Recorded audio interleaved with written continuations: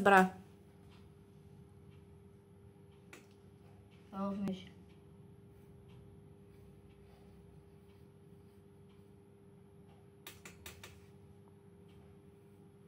Dann wieder nutzt nichts. Защо пишеш ерсте?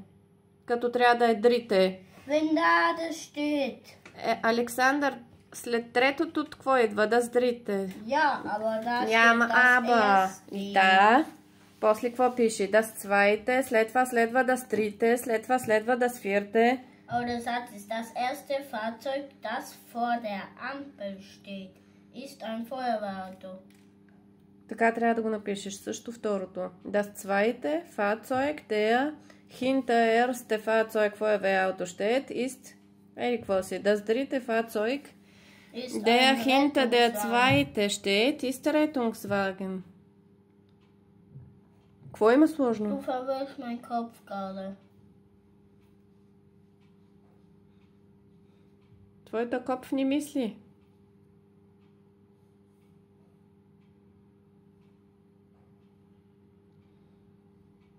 Und wenn da der erste steht, dann muss ich jetzt so schreiben. 5 изречения. Първото ти е das erste, второто ти е Zweite, das zweite. dritte, vierte, Да. fünfte. И пишеш отзад след коя кола седи. Also, На последното пишеш преди, защото след него няма нищо. also stimmt das nicht, oder?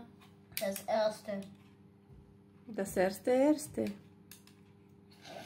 Du hast vorhin Първото gesagt, изречение е das erste, ама ти си писал две изречения.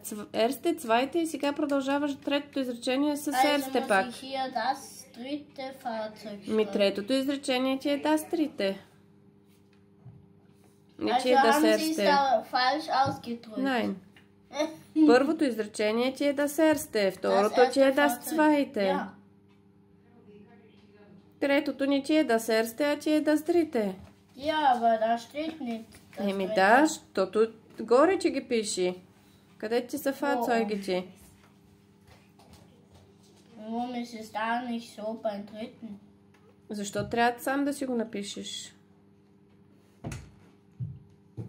Also muss ich jetzt das dritte Fahrzeug, das vor der Ampel steht. Не, vor der Ampel. Vor der Ampel steht само Feuerwehrauto. Mhm. Also Und das dritte Fahrzeug, das vor dem Lastwagen steht, Ja. ist ein Rettungswagen. Rettungswagen. Да, много сложно. Пиши. Vor Oh ja, Nicht schon steht den vor. Satz hingeschrieben. Steht hinten. Ich habe aber den Satz schon geschrieben, die zwei. Еми да, сега обаче трите. Okay, dann kann ich den lassen, oder? Punkt.